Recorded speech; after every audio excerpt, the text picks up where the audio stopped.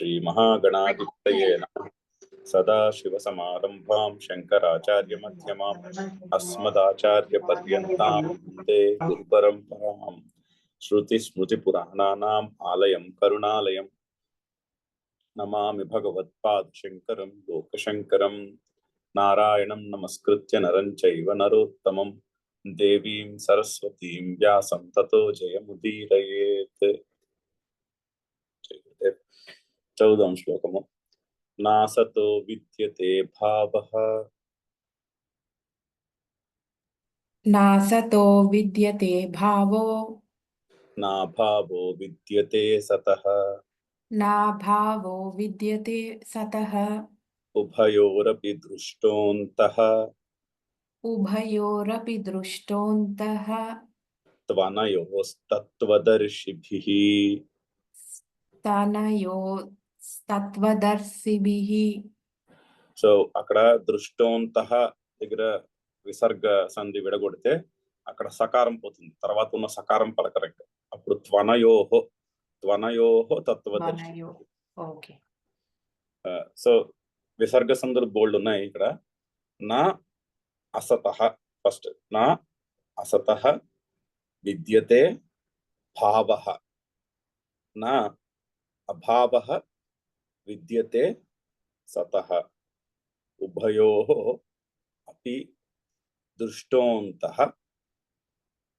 దృష్టః అంతః, actually దృష్టః అదృష్టోంతః అని కూడా చెప్పుకోవచ్చు. దృష్టోంతః త్వనయోః అంటే తూ ప్లస్ అనయోః. తూ ప్లస్ అనయోఃలో ఉకారం పోయి వకారం వస్తుంది. ఊకి అచ్చుపరమైనప్పుడు ఊ పోయి వా వస్తుంది. సో అది తూ ప్లస్ అనయోః, త్వనయోః. తూ అనయోః తత్వదర్శిభిః. అది పద విభజన. నా అసతః విద్యతే భావః ఫస్ట్ పార్ట్. నా అభావః విద్యతే సతః సెకండ్ పాదం. ఉభయోః అపి దృష్టోంతః తు అనయోః తత్వదర్శిభిః. అది పద విభజన. అయితే మొన్న మొదలు పెట్టాము ఈ శ్లోకము, చెప్పుకున్నాము. ఇది ఈ సెక్షన్ లో ఒక స్పీడ్ బ్రేకర్ లాంటి శ్లోకం. సడన్ గా ఒక ఏమంటారు, ఒక చిన్న కొండ వచ్చింది 4 శ్లోకాలు అయ్యాక. మెల్లగా జాగ్రత్తగా దాటాలి. ఈ శ్లోకానికి సిద్ధాంతోపనిషత్ అని పేరు. ఇక్కడ చక్కని వేదాంత సిద్ధాంతము ప్రతిపాదించబడుతున్నది ఈ శ్లోకంలో. ముందు 2 శ్లోకాలకి అమృత అంటే శ్లోకం చూస్తే గుర్తొస్తుంది పేరు. అమృతత్వాయ కల్పతే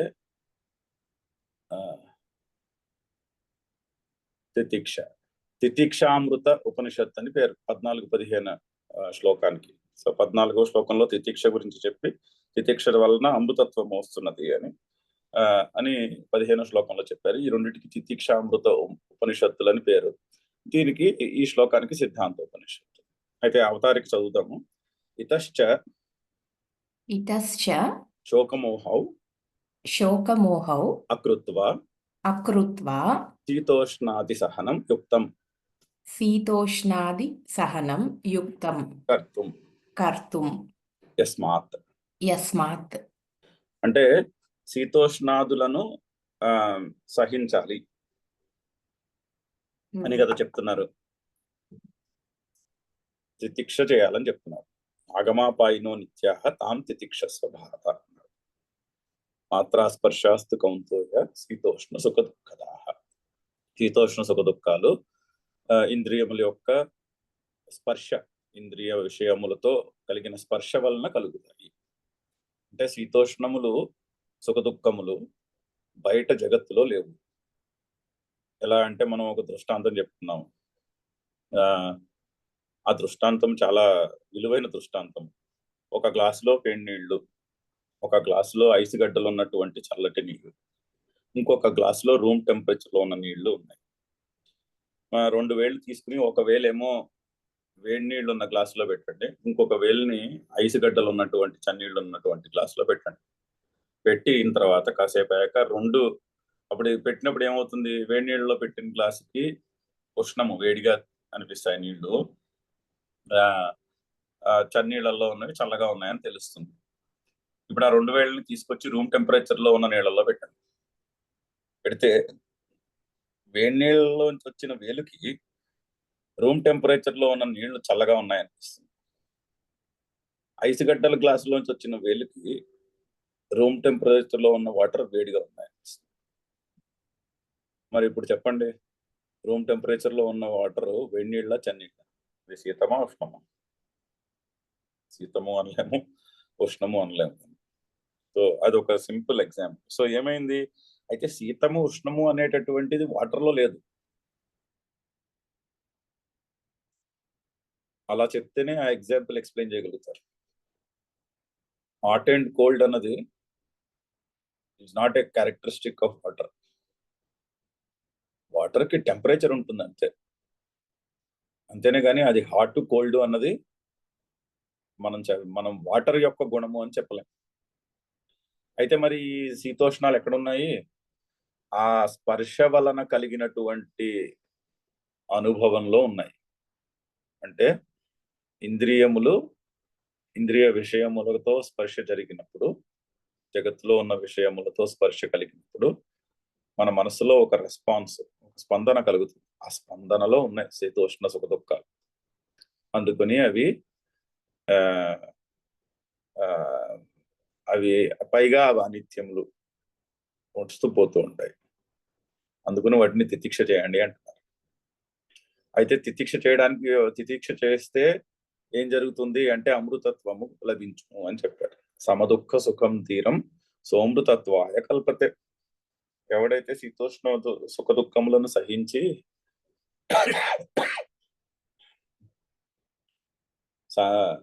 సుఖ దుఃఖాలను సమముగా చూడగలుగుతాడో అటువంటి వ్యక్తి అమృతత్వమునకు సమర్థుడవుతాడు, మోక్షమునకు సమర్థుడవుతాడు. ఇంకేం చేయక్కర్లేదు మోక్షానికి. అయితే శీతోష్ణాదులను సహించుటకు ఒక కారణము, సహిస్తే అమృతత్వము నాకు సమర్థత కలుగుతుంది. దాన్నే ఇంకొక కారణం చెప్తున్నారు, ఇతశ్చ అంటే ఇంకొక కారణం కూడా ఉన్నది. ఇతః ఈ కారణం చేత కూడా శోకమోహౌ అకృత్వ, శోకమోహములు చేయకుండా శీతోష్ణాది సహనం యుక్తం కర్తుం, శీతోష్ణాది సహనం కర్తుం యుక్తం అని చదువుకుంటే తెలుగులో చక్కగా అన్వయం కుదురుతుంది. శీతోష్ణాది అంటే సుఖ దుఃఖములు కూడా పెట్టుకోవాలట. శీతోష్ణ సుఖ దుఃఖములను సహించుట యుక్తం. ఎందుకు అంటే ఇక్కడ చెప్తున్నటువంటి కారణం. రెండో కారణం విశ్వం. ఏమిటా కారణము? ఇందాక మనం దృష్టాంతంలో చెప్పాం కదా. మరి ఇప్పుడు శీతోష్ణాదులు ఉన్నాయంటారా లేవంటారా? సో శీతోష్ణాదులు ఎందుకంటే వేడి నీళ్ళ గ్లాసులోంచి వచ్చినటువంటి వేలికి రూమ్ టెంపరేచర్ లో ఉన్న నీళ్లు చల్లగా అనిపిస్తాయి. చన్నీటి గ్లాసులోంచి వచ్చిన వేలికి రూమ్ టెంపరేచర్ లో ఉన్న వాటర్ వేడిగా అనిపిస్తాయి. మరి నిజంగా శీతోష్ణాలు ఉన్నాయంటారా లేదంటారా అంటే శీతోష్ణాలు లేవనే చెప్పాలి. అవి అసత్యము, అంటే అవి కల్పితములు అని చెప్పాలి. అందుకనే అవి అసత్యములు. సో సింపుల్ గా చెప్పాలంటే శీతోష్ణ సుఖ దుఃఖములు కల్పితములు, అసత్యం, అది మిథ్య, అది నిజంగా ఉన్నటువంటిది కాదు. ఉన్నదానికి మన ఇంద్రియములు ఆ ఉన్నదానితో స్పర్శ కలిగినప్పుడు వచ్చినటువంటి స్పందనే కానీ నిజంగా ఉందని చెప్పలేము. అది ఇక్కడ చెప్తున్నటువంటి పాయింట్. చూడండి ఎంతటి గంభీరమైనటువంటి పాయింట్. శీతోష్ణ సుఖ దుఃఖములు కల్పితములు. సింపుల్ దృష్టాంతం, ఆ వేడి నీళ్లు చన్నీళ్లు దృష్టాంతం పెట్టుకుంటే సరిపోతుంది. అంటే దృష్టాంతం బాగుంది, దాన్ని ప్రతిదానికి అన్వయించుకోవచ్చు. ఇప్పుడు చూడండి, ఇది చాలా మందికి ఎక్స్పీరియన్స్ ఉండే ఉంటుంది. మనందరికీ నదీ స్నానము అంటే చాలా పవిత్రమైనటువంటిది అన్నటువంటి ఒక భావన. అందరము ఏదో టైంలో నదీ స్నానానికి వెళ్ళే ఉంటాం, గంగా నదిలో స్నానానికి. గంగా నదిలో స్నానానికి చలికాలంలో వెళ్ళారనుకోండి, నీళ్లు చల్లగా ఉంటాయి. నీళ్లు చల్లగా ఉంటాయని అందులో మునకేయడానికి చాలా ఆలోచిస్తాం ముందు. కాసేపు ఓసారి దాన్ని ముట్టుకుని అలా చేత్తో తదిమి చూస్తాం నీళ్లు చల్లగా ఉన్నాయా లేదా. సరే ఏం చేస్తాం, ఇక్కడ దాకా వచ్చాం కదా, అదేదో అందులో మునిగేస్తే అయిపోతుంది అని బలవంతంగా వెళ్ళి 2-3 మునకలు వేస్తాం. అప్పుడు అవి ఇంకా చల్లగా ఉండవు. ఆ తర్వాత అంతా ఆ చల్లదనం తగ్గుతుంది కాస్త, అది నార్మల్ అనిపిస్తుంది. మరి అప్పుడు నిజంగా అవి చల్లగా ఉన్నాయంటారా లేదంటారా? కాసేపు చల్లగా అనిపిస్తున్నాయి ముందు.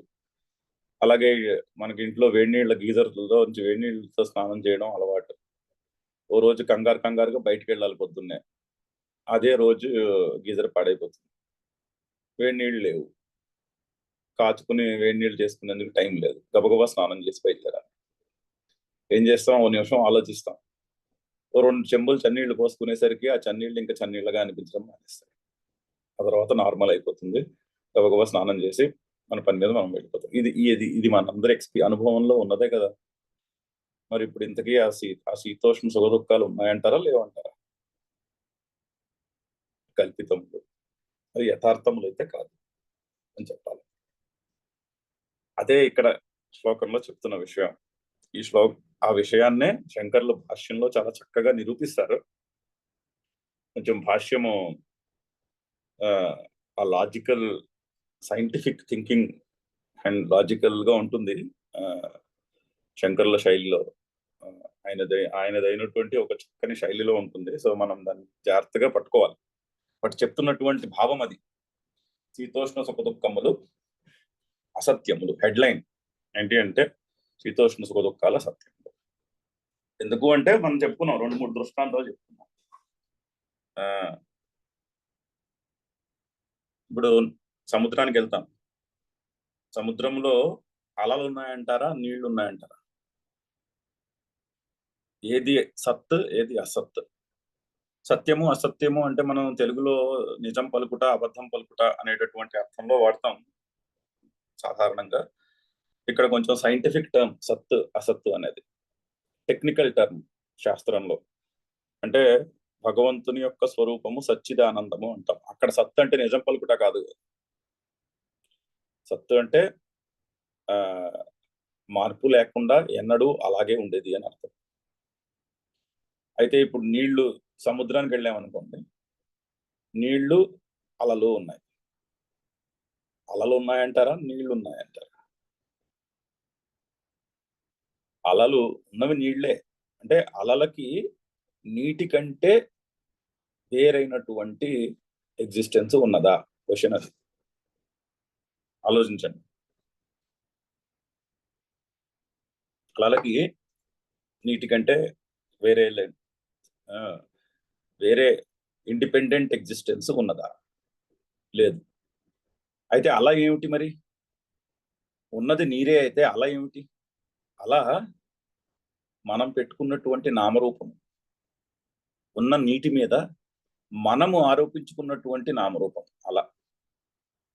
సో అల సత్యం, నామరూపము అసత్యం. అసత్యము అంటే కల్పితము అని అర్థం. సత్యము అంటే అబద్ధం అని కాదు. అసత్యము అంటే కల్పితం, మిథ్య. అక్కడ లేదు అది. సృష్టిలో అలా లేదు. అలా అనేది సృష్టిలో లేదు. సృష్టిలో ఉన్నది నీరు. ఆ దృష్టాంతంలో నీరు కూడా ఉందా లేదా అన్నది నెక్స్ట్ ఇంకొక లెవెల్ అనాలిసిస్కి వెళ్తే నీరు కూడా ఉండదు. నీటికి కారణమైనటువంటి పరమాత్మ ఉన్నది. నీరు కూడా మనం పెట్టుకున్నటువంటి పేరు. అదే అనాలిసిస్ ని ఎక్స్టెండ్ గా ఇంకొంచెం సటిల్ గా ఎక్స్టెండ్ చేస్తే అది తేలుతుంది. సో అయితే అలా అసత్ అంటారు. ఈ అసత్యము అనే పదమును నోట్ చేసి పెట్టుకోండి. అసత్యము అంటే మనము వాడుకలో వాడినట్టు అబద్ధము అని కాదు. అసత్యము అంటే కల్పితము, మిథ్య అని అర్థం. అంటే జగత్తులో లేదు, ఆ వస్తువు జగత్తులో నిజంగా లేదు. మనము పెట్టుకున్నటువంటి నామరూపము. అక్కడ అసత్తులు అంటే. సో నామరూపములు అసత్తులు, అసత్తులు. సో సత్ అసత్, సత్ ఏది అసత్ ఏమిటి అనేటటువంటి వివేకం ఉండాలి. ఆ వివేకము తెలిసిన వాడే తత్వము తెలిసిన వాడని అర్థం. శ్లోకం చెప్తున్నది అది. అనయోహో ఉభయోహో దృష్టోంతః తత్వదర్శి. తత్వము తెలిసిన వాడు ఈ ఈ రెండింటి మధ్య వ్యత్యాసమును తెలుసుకుంటాడు చెప్తున్నది అది. ఇంకొక ఎగ్జాంపుల్, బంగారము ఆభరణము. ఆభరణమునకు బంగారము కంటే భిన్నమైనటువంటి ఎగ్జిస్టెన్స్ ఉన్నదా? ఇప్పుడు మీరు ఆభరణం బంగారం షాప్ వాడికి ఇచ్చేయడానికి వెళ్ళారనుకోండి, ఏదో అవసరం వచ్చి ఒక వస్తువు కరిగించాల్సి వస్తుంది. ఆ వస్తువుని తీసుకెళ్ళి, ఆ ఆభరణాన్ని తీసుకెళ్ళామనుకోండి, వాడు ఆభరణానికి విలువ పెడతాడా, అందులో ఉన్న బంగారానికి విలువ పెడతాడా? చెప్పండి.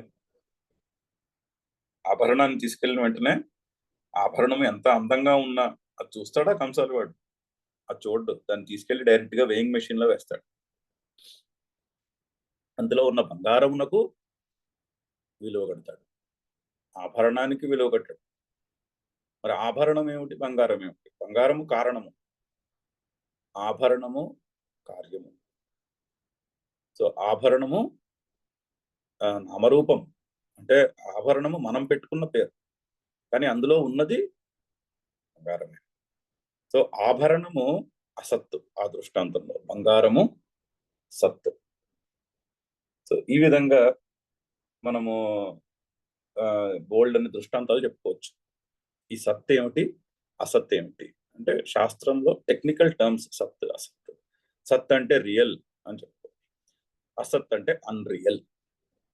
అంటే మనము రోజు వాడే భాషలో నిజము అబద్ధము అని చెప్పుకునే కంటే సత్ అంటే రియల్ సత్యము, అసత్ అంటే అన్రియల్, అంటే అన్ని కాలములలో లేదు, అంటే మనము అంటే యథార్థముగా లేదు అక్కడ, అది మనము కల్పితం చేసుకున్నాం, కల్పితము.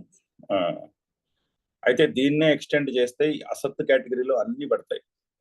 మన నేను ఫలానా అనేటటువంటి ఐడెంటిఫికేషన్, ఐడెంటిటీ, నేను కళాకారుడు, నేను గొప్పగా చదువుకున్న వాడిని, నేను బాగా డబ్బు సంపాదించుకున్న వాడిని, నాకు ఒక పెద్ద దాన్ని ఏమంటారు టైటిల్ ఉంది, నేను ఫలానా, నేను మినిస్టర్ని, ఇది నాది, ఇది నా ఇల్లు, ఇది నా సంపద, ఇది నా కుటుంబము, ఇది నాది అని మొత్తము నేను ఫలానా, నేను ఇది నాది అనేటటువంటి అన్ని కూడా అసత్యం కేటగిరీలో పడతాయి. ఒక్కొక్కటి మీరు విశ్లేషించి చూడండి, ఒక్కొక్కటి మీరు విశ్లేషించి చూస్తే అక్కడ సముద్రము అలా వాటి విశ్లేషణ వస్తుంది. నామరూపములు మనం పెట్టుకున్నాం. ఎదురుకుండా ఉన్న వ్యక్తి నా కొడుకు నా కూతురు, నా కొడుకు నా కూతురు అన్నది ఎవరికి చెప్తుంది? మనము పెట్టుకున్నటువంటి నామరూపము. అక్కడ ఉన్నది ఒక జీవి అంటే పరమాత్మ యొక్క స్వరూపము అక్కడ ఉంది, కానీ పెట్టుకున్నది పేరు నామరూపములు మనం పెట్టుకున్నాం. సో నామరూపములు ఆ శరీరానికి మనం పెట్టుకున్నటువంటి నామరూపములు. సో నామరూపములు కల్పితములు, అంటే యథార్థ ఆ శరీరం చెప్పట్లేదు కదా ఇది నేనని, అది నేను ఫలానా అని లేదు, మనం చెప్తున్నాం ఆ శరీరం ఫలానా. సో ఆ విధంగా అవి కల్పితం. కొంచెము డిఫికల్ట్ గానే ఉంటుంది అనాలిసిస్, బట్ అదే యథార్థము. మనము నేను ఫలానా, ఇది నాది అనేటటువంటి డెఫినేషన్ లో పెట్టుకున్నవన్నీ కూడా నామరూపములలోకే వస్తాయి. నామరూపములు బయట జగత్తులో లేవు, నామరూపములు మన బుర్రలో ఉన్నాయి, కల్పితములు మనం పెట్టుకున్నటువంటి నామరూపములు. సో వాటిని యథార్థములు అనలేము. సో అవి అసత్యములు, అసత్ అనే కేటగిరీలో పడతాయి. కొంచెం కష్టమైనా కూడా అదే యథార్థం. సత్ ఎల్లప్పుడూ ఉన్నది, ఎల్లప్పుడూ మార్పు చెందకుండా ఉన్నది ఆ పరమాత్మ చైతన్యం, అదే సత్. అయితే ఇప్పుడు చల్లదనం తెలుస్తుంది అనుకోండి, చల్లదనము ఒక్కొక్కసారి సుఖము దుఃఖము అవ్వచ్చు, కానీ అదే చల్లదనము ఒకసారి సుఖము ఒకసారి దుఃఖము మారుతూ ఉంటుంది. కానీ చల్లదనాన్ని తెలుసుకునే చైతన్యం ఏదైతే ఉన్నదో మన శరీరంలో, అది మారదు. ఆ చైతన్యమునకు మార్పు ఉండదు. సో చైతన్యము సత్. చల్లదనమును తెలియజేసే ఇంద్రియములు ఉంటాయి, ఉండవు. కొన్నాళ్ళు పనిచేస్తాయి, కొన్నాళ్ళు పనిచేయవు. మనం చూస్తూనే ఉంటాం, మనకు వయసు వస్తున్న కొద్దీ ఇంద్రియములు పనిచేయడం మానేస్తాయి, ఇంద్రియ శక్తులు పనిచేయడం మానేస్తాయి. సో ఇంద్రియ శక్తులు అసత్తులే, ఈ శరీరము అసత్తే. ఇంద్రియ శక్తులతో తెలుసుకునేటటువంటి అనుభవములు అసత్తులే, బయట ఉన్న విషయములు అసత్తులే, మొత్తం అన్ని అసత్తు కేటగిరీలోనే పడతాయి. ఓన్లీ వాటిని తెలుసుకునే చైతన్యము మాత్రమే సత్. ఆ చైతన్యమునకు మార్పు ఉండదు. అదే చెప్పబోతున్నారు భాష్యంలో. చెప్పబోయే విషయం అంతా సంగ్రహంగా ముందు చెప్తున్నారు, దాన్నే ఇప్పుడు టెక్నికల్ గా భాష్యంలో శంకర్లు చెప్పబోతున్నారు. సో ఇది విషయం ఈ శ్లోకంలో. మనం మెల్లగా భాష్యం చదవడం మొదలు పెడతాం. ముందు పద విభజన చెప్తాము. నా అసతః విద్యతే భావః. నా అసతః చెప్పండి. నా అసతః అవిద్యతే విద్యతే విద్యతే భావః. భావః అంటే అసతః అంటే అసత్తునకు, అంటే అసత్యమునకు. అసతః అనేది షష్ఠీ ఏకవచనం. అసత్ అనే శబ్దమునకు అసతః. అసతః అంటే ప్రథమా ఏకవచనం అనుకోవద్దు రామః లాగా. అసతః అంటే షష్ఠీ ఏకవచన శబ్దం. అసత్ తకారాంత హలంత శబ్దం అది, దానికి షష్ఠీ ఏకవచనము అసతః అంటే అసత్యమునకు. భావః, భావః అంటే ఉండుట. భావః ఉండుట. న విద్యతే కనిపించదు, అంటే ఉండదు అని అర్థం. సో ఏమైంది? ఫస్ట్ వాక్యము అసత్యమునకు ఉండుట అనేది ఉండదు. అంటే అసత్యం ఏదైతే ఉన్నదో దానిని ఇప్పుడు ఉంది అని అనలేము అంటున్నారు. అంటే శీతోష్ణాది సుఖదుఖములు అసత్యములని తెలియ కదా. ఇందాక మనము గత 20 నిమిషాలుగా చెప్పుకున్న దాంట్లో శీతోష్ణాదులు అసత్యములు అనే ఐడియా ఫార్మ్ అవుతోంది కదా. కొద్దిగా పోనీ పూర్తిగా ఒప్పుకోకపోయినా ఓకే, ఏదో చెప్తున్నది లాజికల్ గానే ఉన్నట్టుంది అనే ఐడియా ఫార్మ్ అవుతూ ఉందిగా, లేదా ఇది నిజమా అనే ఐడియా అయినా ఫార్మ్ అవుతుంది కదా. సో ఆ శీతోష్ణాదులు అసత్యములు. మరి అసత్యం అయితే ఏమవుతుంది? అసత్యమునకు ఉండుట అనేది ఉండదు. సో శీతోష్ణాది సుఖదుఖములు ఉన్నాయి అనే మాట తప్పు, అనే మాట చెల్లదు. ఎందుకంటే అది అసత్యములు. అసత్యములైతే లేవు, సత్యములైతే ఉన్నాయి. అది ఆ వాక్యము యొక్క చిన్న వాక్యము. నా అసతః విద్యతే భావః. కానీ దాని ఇంప్లికేషన్ ఏంటంటే ఆ మొత్తము శీతోష్ణాది సుఖదుఖముల కేటగిరీలో పెట్టినవన్నీ కూడా లేవు అంటే కల్పితములు అని. సెకండ్ పార్ట్ దానికి ఆపోజిట్ చెప్తున్నారు. నా అభావః విద్యతే సతః. సో సతః అంటే సత్యమునకు, అభావః అంటే లేకపోవుట, నా విద్యతే ఉండదు. విద్యతే అంటే తెలుస్తున్నది, ఉంటుంది అనే భవతి అనే వర్బ్ ఏం చెప్తుందో విద్యతే కూడా అదే మీనింగ్ ఇస్తుంది. భవతి అంటే ఉన్నది అని అర్థం, విద్యతే కూడా అదే అర్థం. సో సతః సత్యమునకు, అభావః లేకపోవుట, నా విద్యతే ఉండదు. అయితే ఒక విషయము సత్యమైతే ఒక కాలంలో ఉండి ఇంకొక కాలంలో లేకపోవుట అనేది ఉండదు. మరి సత్యమైతే ఎల్లప్పుడూ ఉండాలి. శీతోష్ణాదులు ఆగమాపాయనులు అయితే అసత్యం. Simple categorisation. There is no grey. Either it is black or white, either it is సత్ ఆర్ అసత్. మనకు నచ్చినా నచ్చకపోయినా క్లాసిఫికేషన్ ఈజ్ సింపుల్. 2 బకెట్లు, 2 కేటగిరీల్లో పెట్టగలరు మీరు ఉన్న వాటిని అన్నింటినీ, మధ్యలో పెట్టలేరు. ఒకప్పుడు సత్తు ఒకప్పుడు అసత్ అనే కేటగిరీ ఏమీ లేదు. ఐదర్ సత్ ఆర్ అసత్. సత్ అంటే నిత్యము, అసత్ అంటే అనిత్యము. Simple definition. మరి శీతోష్ణాదులు సత్తుల, అసత్తుల? అసత్. అనిత్యములు అన్నదానికి ఉండుట అనేది ఉండదు. అంటే మీరు ఉంది అనుకునే లోపు వెళ్ళిపోతుంది అది. అది దాని భావం. ఇది ఉంది కదా అనుకునే లోపల అది వెళ్ళిపోవచ్చు, ఇంకప్పుడు లేదు. సో అందుకని అది దానికి భవనము ఉండదు. వారు భవనము అంటే ఉండుట ఉండదు. అదేగే అలాగే సత్యమునకు లేకపోవుట అనేది లేదు. సత్యం అయితే ఇగో ఇప్పుడుంది అప్పుడు లేదు అనలేం. ఎందుకంటే లేకపోవుట అనేది లేదు. అది డెఫినేషన్. సో ఈ వాక్యం యొక్క ఇంప్లికేషన్ చాలా పెద్దది, చాలా ప్రగాఢమైనటువంటి ఇంప్లికేషన్. చాలా చిన్న సింపుల్ వాక్యము, సింపుల్ గా చెప్పేస్తే అర్థం చెప్పేసేది ఏముంది. ఏది సత్యమో దానికి ఎన్నడూ లేకపోవుట అనేది లేదు, ఏది అసత్యమో దానికి ఉండుట అనేది లేదు. అయిపోయింది చెప్పడం. వాక్యం అయితే చాలా సింపుల్, ప్రతిపదార్థం చెప్పేయడం. కానీ దాని ఇంప్లికేషన్ డైజెస్ట్ చేసుకోవడమే చాలా పరిశీలించవలసినటువంటి విషయము. అయితే రెండో వాక్యంలో ఏం చెప్తున్నారు? ఉభయోహో అపి దృష్టోంతః తు అనయోహో. అనయోహో ఉభయోహో కలిపి చెప్పుకోవాలి. అనయోహో ఉభయోహో అంటే ఈ రెండిటి మధ్య, సప్తమి షష్ఠి వివచనము. అనయోహో ఉభయోహో ఈ రెండింటికి. ఏ రెండింటికి? సత్యాసత్యములకు. ఈ సత్యాసత్యములకు అంతః ఉన్నటువంటి వ్యత్యాసము దృష్ట. ఎవరు చూచినవాడు. తు ఎవరు నిర్ధారించి చెప్పుట. తత్వదర్శి. అది తృతీయ బహువచన పదం. తత్వదర్శిభి. తత్వము తెలుసుకున్న వారి చేతనే. తూ అని ఉందిగా, ఆ తూ నిర్ధారణకి చెప్పుకోవచ్చు.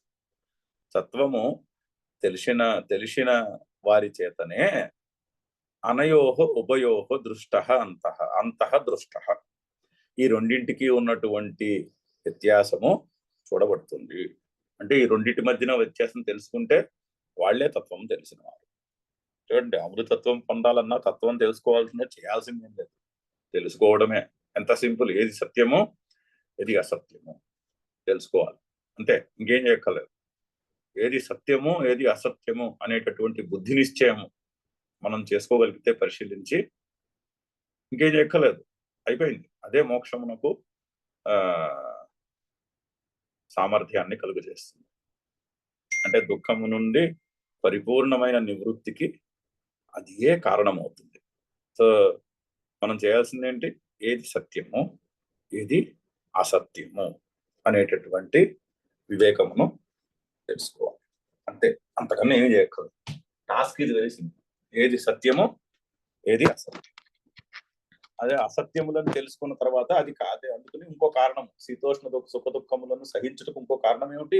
అవి అసత్యములు, అవి కల్పితములు, అవి మన మనస్సులోనే ఉన్నాయి కానీ జగత్తులో లేదు. సో సొల్యూషన్ కూడా మన మనస్సులో ఉండాలి. ఏ రూపంగా ఉండాలి? తితిక్ష రూపంగా ఉండాలి. అవి అసత్యములను తెలుసుకుని నువ్వు గుర్తించాలి. తెలుసుకోవడం అంటే గుర్తించాలి. అరే ఇవి అసత్యం అని గుర్తించాలి. గుర్తించి వాటిని తితిక్ష చేయవలను. అందుకని అక్కడ దానికి అవతారికి కూడా ఇంకొక కారణము చేత కూడా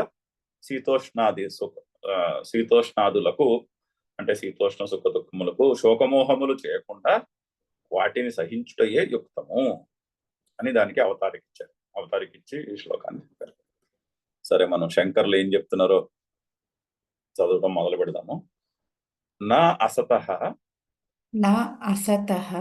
అవిద్యమానస్య శీతోష్ణాదేః సకారణస్య న విద్యతే నాస్తి భావః భవనం అస్థిత. నా బ్రాకెట్ లో ఎందుకు పెట్టారంటే నా పట్టుకొచ్చి విద్యతే పక్కన పెట్టుకున్నారు, అందుకని అక్కడ బ్రాకెట్ లో పెట్టారు. అక్కడ నుంచి తీసేసి తర్వాత చెప్తున్నావు నా అని చెప్పడానికి అని చెప్పి వాళ్ళు నా బ్రాకెట్ లో పెట్టారు. సో అసతః నుంచి చదువుకోవచ్చు వాక్యం. అక్కడ ముందు నాసత అన్న మొదలైన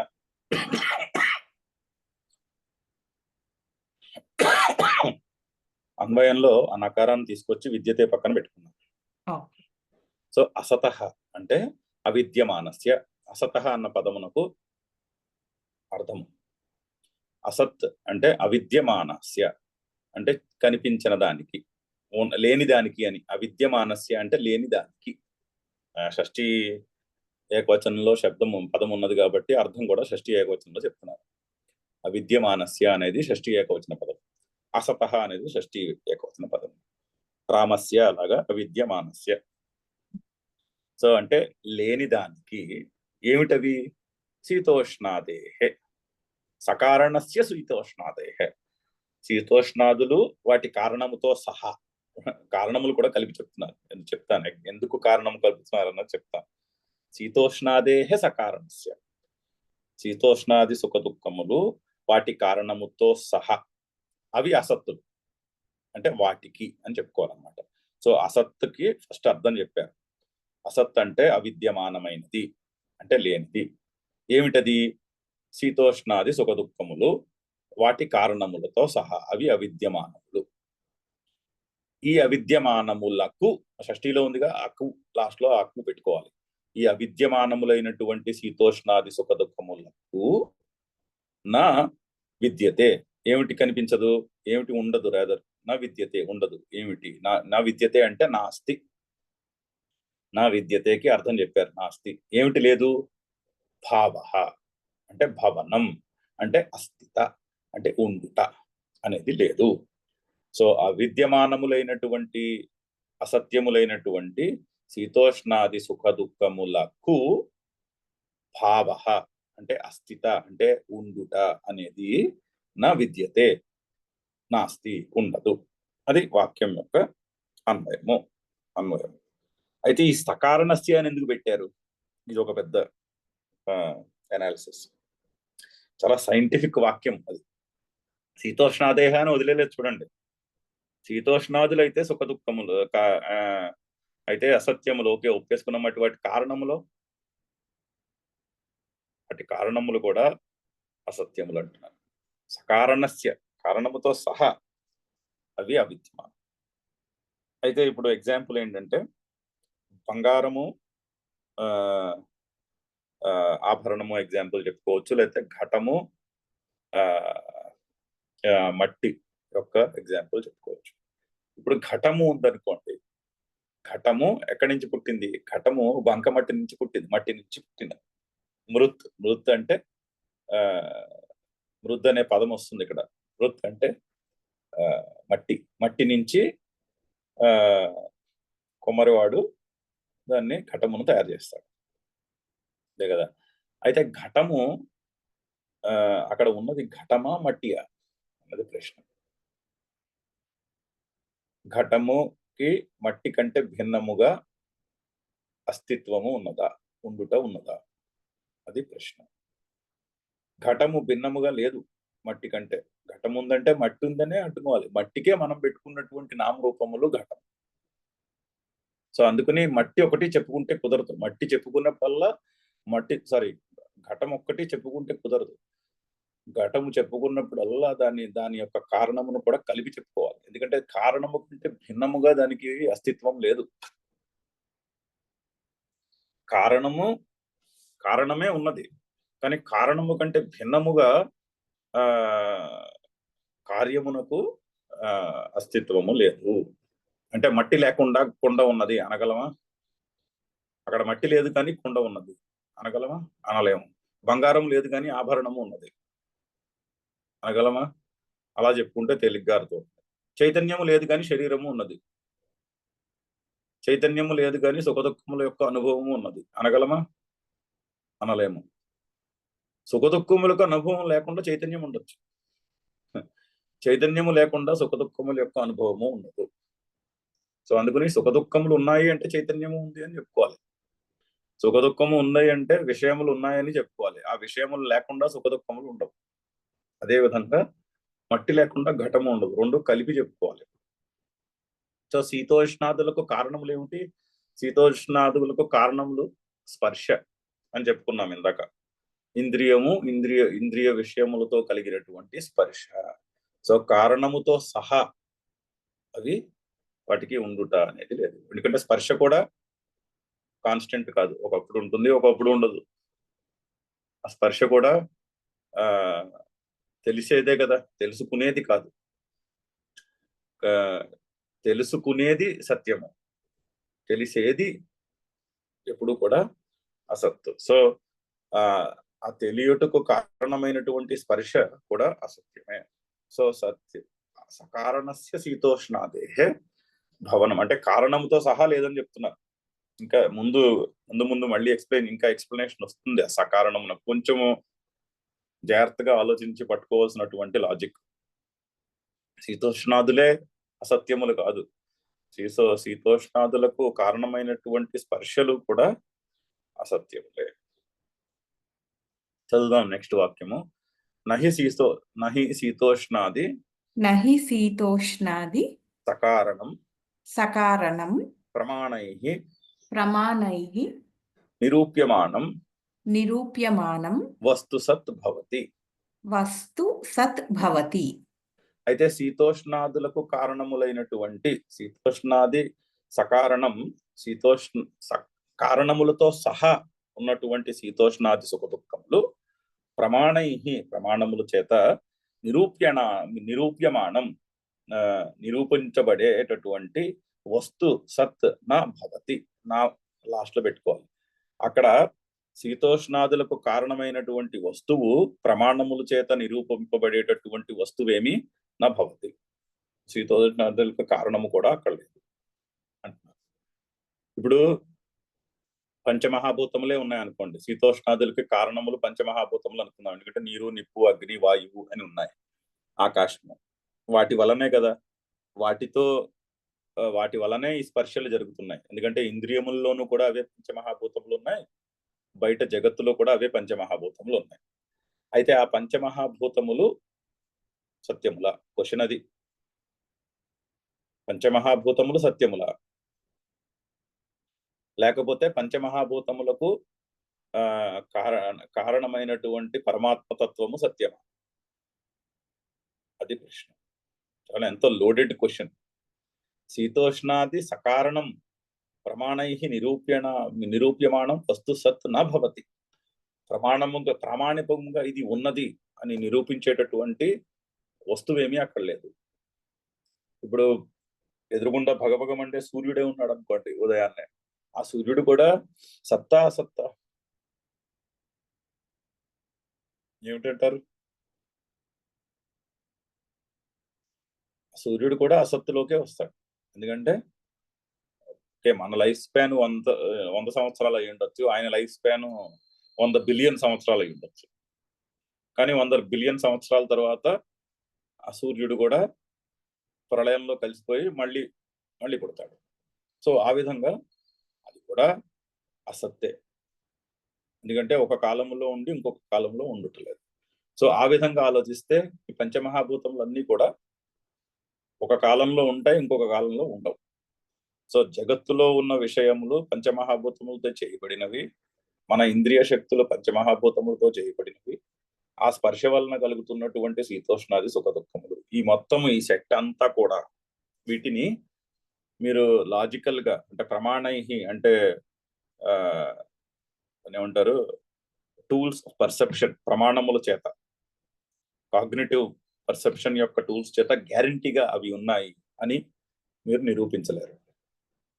సకారణం శీతోష్ణాది ప్రమాణైః నిరూప్యమానం వస్తు సత్తు భవతి. ఇప్పుడు ఇది ఫిజిక్స్ లో కూడా ఉందండో, ఇదేమీ ఉత్తి వేదాంతం కాదు. ఫిజిక్స్ లో ఏం చెప్తారంటే, ఒక ఆబ్జెక్ట్ ఉంది అంటే దానికి మాస్ ఉండాలి. మనం చిన్నప్పుడు ఫిజిక్స్ టెక్స్ట్ బుక్ చదువుకున్నది గుర్తొస్తే అందులో ఉంటుంది, ఉంది అంటే దానికి మాస్ ఉండాలి, ఎగ్జిస్టెన్స్ ఉంది అంటే దానికి మాస్ ఉండాలి. మాస్ లేకపోతే దానికి ఎగ్జిస్టెన్స్ లేదని అర్థం.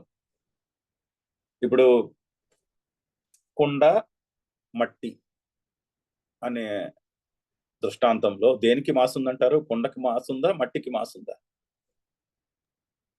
మట్టికి మాస్ ఉంటుంది. మరి కుండ అంటే ఇందాక అలలాగా కుండ కూడా అంతే, అసత్యం. సో ఫిజిక్స్ కూడా అదే చెప్తోంది. అది చాలా సైంటిఫిక్ స్టేట్మెంట్. సో అదేదో జస్ట్ మనం అద్వైత వేదాంతంగా బలవంతంగా చెప్తున్నారు అనుకోవద్దు. ఫిజిక్స్ లో ఉన్నటువంటి బేసిక్ ప్రిన్సిపల్, కుండ యొక్క మాస్ 0, అక్కడ ఉన్న మాస్ మట్టికి ఉంది. సో ఆ దృష్టాంతంలో ఉన్నదేది అంటే ఏం చెప్పాలి? మట్టి అని చెప్పాలి. సో దాన్నే ఇంకొంచెం వెనక్కి వెళ్ళారనుకోండి, మట్టి ఉందా, పృథివీ ఉందా? పృథివీ ఉంది. పృథివీ ఉందా, పరమాత్మ ఉందా? పరమాత్మ. అది అనాలిసిస్. సో పృథివీ నుంచి మొత్తం ఇవన్నీ కూడా ఏమయ్యాయి? అసత్యం. సో అక్కడ చెప్తున్న పాయింట్ అది. సో శీతోష్ణాది సకారణం శీతోష్ణాది ప్రమాణై నిరూప్యమాణం వస్తు సత్ నభవతి. అక్కడ మీరు ప్రమాణముల చేత నిరూపము చేసేటటువంటి వస్తువు ఏమి లేదు. ఇప్పుడు కొండ మట్టి దృష్టాంతంలో మాస్ ప్రమాణము. మాస్ దేనికి ఉన్నది? మట్టికి ఉన్నది. సో మా ప్రమాణము చేత నిరూపించబడినటువంటి కొండ ఉన్నదా? లేదు, మట్టే ఉన్నది. అదే అది అర్థం చేసుకుందుకు దృష్టాంతం. ఎందుకు లేదంటున్నారు? వస్తు సత్ నాభవతి ఎందుకు? నెక్స్ట్ వాక్యం చెప్తాను. వికారో హి సహ వికారో హి సహ వికారశ్చ వ్యభిచరతి. వికారశ్చ వ్యభిచరతి. అది వికారము అంటున్నారు. ఈ శీతోష్ణాది సకారణములైనటువంటి కారణములతో పాటుగా ఉన్నటువంటి శీతోష్ణాది సుఖ దుఃఖములు ఏమిటి అవి అంటే మరి వికారములు అంటున్నారు. వికారం అంటే తెలుగులో వికారం కాదు. వికారం అంటే మాడిఫికేషన్. అంటే ఇక్కడ ఎటువంటి మాడిఫికేషన్ అంటే నామరూపములు చేత ఆరోపించబడినటువంటి మాడిఫికేషన్. సముద్రము అల, అక్కడ ఉన్నది సముద్రము, అల వికారము. వికారము అంటే అది నామరూపము. సో అల వికారము. మరి అల వ్యభిచరతి. వ్యభిచరతి అంటే మారిపోతుంది. వికారః చ వ్యభిచరతి. వికారము వ్యభిచరిస్తుంది కదా, అంటే మారిపోతుంది కదా. వ్యభిచరణము అంటే సంస్కృతంలో మారిపోవుట. వికారః వ్యభిచరతి స చ అంటున్నారు. మరి వికారం అయితే వ్యభిచరిస్తుంది కదా, మరి అప్పుడు దాన్ని సత్ అని అనలేము. ఏదైతే మారిపోతూ ఉంటుందో అది సత్యం అని అనలేము. అదే విధముగా మట్టి కొండ, కొండ వికారము. ఎందుకంటే అది ఉంటుంది, అది కింద పడిపోతే పగిలిపోతుంది. ఆ నామరూపము పోతే కొండ పోతుంది. నామరూపము ఉన్నంత వరకే కొండ. ఆ నామరూపం పుట్టక ముందు కొండ లేదు. ఆ నామరూపం పగిలిపోయిన తర్వాత కొండ, పగిలిపోయిన తర్వాత కొండ లేదు. పుట్టుట ముందు కొండ లేదు, నశించిపోయిన తర్వాత కొండ లేదు. కానీ పుట్టుటకు ముందు నశించిపోయిన తర్వాత కూడా మట్టి అయితే ఉన్నది. అలాగే ఒక అనుభవము కలుగక ముందు ఆ అనుభవము లేదు. అంటే సుఖము యొక్క అనుభవము కలుగక ముందు ఆ సుఖము లేదు. సుఖము యొక్క అనుభవం అయిపోయిన తర్వాత ఆ అనుభవము లేదు. కానీ ఆ అనుభవమును సాధ్యము చేస్తున్నటువంటి చైతన్యం అయితే ముందు ఉన్నది, తర్వాత కూడా ఉంది. సో చైతన్యము సత్, సుఖ దుఃఖములు అసత్. ఎందుకంటే సుఖ దుఃఖములు వికారములు, ఎందుకంటే అవి మారిపోతూ ఉంటాయి. అది చాలా పకడ్బందీ లాంగ్వేజ్. ఇందులో మీరు ఒక కేటగిరీ నుంచి ఇంకో కేటగిరీ నుంచి బలవంతంగా కూడా పెట్టలేరు, పట్టుకోవచ్చు. అది చదువుదాం. నెక్స్ట్ వాక్యం చదువుదాం. యథా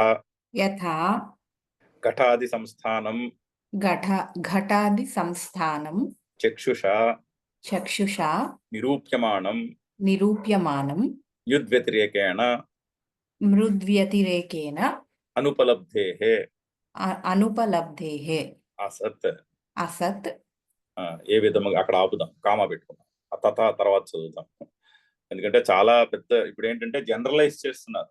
ఇప్పుడు మట్టి కుండ అని తీసుకుని కొండకి మట్టి కంటే వ్యతిరేకముగా, అంటే మట్టి కంటే భిన్నముగా ఎగ్జిస్టెన్స్ లేదు అని ఎస్టాబ్లిష్ చేసి, అదే విధముగా ఈ కొండకి కూడా పృథివీ కంటే భిన్నమైనటువంటి ఎగ్జిస్టెన్స్ లేదు. అదే విధముగా ఈ పృథివీకి కూడా పరమాత్మ కంటే భిన్నమైనటువంటి ఎగ్జిస్టెన్స్ లేదు. సో పృథివీ, మట్టి, కొండ ఇవన్నీ కూడా అసత్యములు, పరమాత్మ ఒక్కటే సత్యము అని మనకి ఈ అనాలిసిస్ ని ఎక్స్టెండ్ చేసి కంక్లూడ్ చెప్పబోతున్నారు. సో జాగ్రత్తగా పట్టుకోవాలి. సో యథా ఏ విధముగానైతే ఘటాది సంస్థానం, అంటే ఘటము ఒక సంస్థానము అంటే ఒక కూర్పు, అంటే నామరూపము. ఘటాది నామరూపము. మరి మట్టి కుండలో ఘటం అనుకోవచ్చు, సముద్రం దగ్గరికి వెళ్తే అలా అనుకోవచ్చు, మన శరీరం దగ్గరికి వస్తే ఈ శరీరం ఏమిటి? శరీరము పంచమహాభూతములతో చేయబడినటువంటి ఒక ఐడియా, చేయబడినటువంటి ఒక ఒక విషయము, ఒక ఇంద్రియ విషయము కదా. సో ఘటాది సంస్థానం అంటే అది. సంస్థానము అంటే ఒక కూర్పు. చక్షుష నిరూప్యమాణం. చక్షుష అంటే కంటితో చూసి మీకు ఏమర్థమవుతోంది? మృద్ వ్యతిరేకేణ, మృత్తు కంటే భిన్నము చేత, అంటే మృత్తు కంటే భిన్నముగా అనుపలబ్ధే అసత్. అనుపలబ్ధి లేదు కదా, చూస్తూనే ఉన్నారు కదా, చూస్తే తెలుస్తోంది కదా. మట్టి కంటే భిన్నముగా కుండ లేదు, మట్టియే ఉన్నది. మనము పెట్టుకున్నటువంటి నామరూపము కుండ. ఏ విధంగా అయితే కుండ మట్టి కంటే భిన్నముగా లేకుండా అసత్ అయినదో అని అర్థం. కుండ కంటే భిన్నముగా దీనికి ఉనికి లేదు కాబట్టి కుండ అసత్తు. అదే విధముగా తథా, చదువుదాం, తథా సర్వో వికారః తథా సర్వో వికారః కారణ వ్యతిరేకేణ కారణవ్యతిరేకేణ అనుపలబ్ధేః అసన్. అనుపలబ్ధేః అసన్. అదే విధముగా సర్వ వికారములు అంటే అన్ని నామరూపములు కూడా, మనం ఇందాక వికారము అంటే నామరూపములు అని చెప్పుకున్నాం కదా, నామరూపముల చేత ఆరోపించబడినటువంటివి అవన్నీ కూడా. సర్వో వికార అంటే ఇంకా అన్ని జనరలైజ్ చేశారు. సర్వే వికార అంటే ఓన్లీ మనకు కనిపించే ఆబ్జెక్ట్స్ అనే కాదు. సర్వ వికార అంటే మన శరీరము, మనసు, బుద్ధి, నేను ఫలానా అనేటటువంటి ఐడియా, ఇది నాది అనేటటువంటి ఐడియా, జగత్తులో కనిపించే విషయములు అన్ని కూడా, అవన్నీ వికారములే. ఎందుకంటే అన్ని నామరూపములే. మన సంసారం అంతా కూడా నామరూపములే. ఎందుకంటే అక్కడ ఉన్న ఏది కూడా వాస్తవం కాదు, అన్ని కూడా మనం పెట్టుకున్నటువంటి పేర్లే. పొరపాటును మన పర్సెప్టివ్ మెకానిజంలో తేడా చేసింది అనుకోండి, ఆ పర్సెప్షన్, ఆ జగత్ యొక్క పర్సెప్షనే మాడిపోతుంది. మానసిక వ్యాధి కలిగి పర్సెప్షన్ లో తేడా పడాలు వచ్చాయనుకోండి, ఆ పర్సెప్షన్ లో ఉన్నటువంటి జగత్తు యొక్క నేచరే పూర్తిగా మారిపోతుంది. అది మనం చూస్తూనే ఉంటాం. అందుకని సర్వో వికార, అన్ని వికారములు కూడా అంటే అన్ని నామరూపములు కూడా అసత్తు. అసన్ అంటే బహువచనం, అసత్ ఏకవచనము, అసన్ బహువచనం. అన్ని వికారములు కూడా కారణ వ్యతిరేకేన అనుపలబ్ధే, కారణము కంటే భిన్నముగా లేవు. అనుపలబ్ధి, ఉపలబ్ధి అంటే ఉండుట. కారణ వ్యతిరేకైన ఉపలబ్ధి ఉంటే కారణము కంటే భిన్నముగా దానికి ఉనికి ఉన్నది. కానీ కారణ వ్యతిరేకైన అనుపలబ్ధే, కారణము కంటే భిన్నముగా వాటి వేటికి కూడా ఉనికి లేదు. అందుకుని ఆ కారణం చేత అదే విధముగా, ఏ విధముగానైతే మట్టి కంటే భిన్నముగా కుండకు ఉనికి లేదో, అదే విధముగా ఈ జగత్తులో కనిపించే అన్ని నామరూపములకు పరమాత్మ కంటే భిన్నముగా ఉనికి లేదు. అది పాయింట్. అద్వైత సిద్ధాంతం యొక్క ఫండమెంటల్ కోర్ పాయింట్ అది. అయితే మరి ఈ నామరూపములన్నీ ఏమిటి? ఈ నామరూపములన్నీ కల్పితములు. మన మనస్సులో ఉన్న పరమాత్మకు మన ఇంద్రియములకు స్పర్శ కలిగినప్పుడు ఆ స్పర్శ నుంచి పుట్టినటువంటి రెస్పాన్స్, నామరూపములుగా ఉన్నటువంటి రెస్పాన్సే, కానీ అది యథార్థము కాదు, అది వాస్తవము కాదు, అది కల్పితము. చూడండి ఎంతటి లోడెడ్ స్టేట్మెంట్. సింపుల్ దృష్టాంతం, ఒక చాలా సులువైనటువంటి దృష్టాంతము నుంచి ఎక్స్టెండ్ చేసినటువంటి ఎంతో గంభీరమైనటువంటి జనరలైజేషన్. యథా ఘటాది సంస్థానం చక్షుషా నిరూప్యమాణం అంటే కంటికి కనిపిస్తున్నటువంటి ఘటాది రూపము మ్యుద్ వ్యతిరేకేణ అనుపలబ్ధే, మట్టి కంటే భిన్నముగా ఉనికి లేనటువంటిది అయినదో కాబట్టి అసత్యము అయినదో అనుపలబ్ధే అసత్. అందుకని దాన్ని అసత్యమని ఏ విధముగా కేటగరైజ్ చేయవలసి వస్తున్నదో అదే విధముగా తథా, అదే విధముగా సర్వో వికార కారణ వ్యతిరేకేణ అనుపలబ్ధే, ఈ జగత్తులో కనిపించే నామరూపములన్నీ కూడా కారణ వ్యతిరేకము, వాటికి కారణమైనటువంటి పరమాత్మ కంటే భిన్నమైనటువంటి ఉనికి లేదు. అసన్, ఉనికి లేనటువంటివి అయినాయి. అందుకని అవి అసత్యములు. అంటే అసత్యములు అంటే ఏదో అబద్ధాలని కాదు, అసత్యములు అంటే కల్పితములు. అంటే బయట యథార్థములు కాదు. మన మనస్సులో ఉన్నటువంటి కల్పితములు మిథ్యనే కానీ అవి మళ్ళీ మళ్ళీ మళ్ళీ చెప్తున్నా, అసత్యం అంటే అబద్ధం అనుకోవద్దు. ఇక్కడ అబద్ధం అనే కాంటెక్స్ట్ ఫిట్ కాదు, అబద్ధము కాదు. మనకి ఈ పుస్తకంలో నిజాలకి అబద్ధాలకి ఇక్కడ ఏమీ అసలు సంబంధం లేదు. అది వ్యవహారంలో వాటి విలువలు పట్టుకున్నాయి. ఇక్కడ అసత్తులు అంటే నిత్యములు అనిత్యములు. సో సర్వ వికారములు కూడా కారణ వ్యతిరేకేణ అనుపలబ్ధే, కారణం కంటే భిన్నముగా ఈ నామరూపములకు ఉనికి లేదు.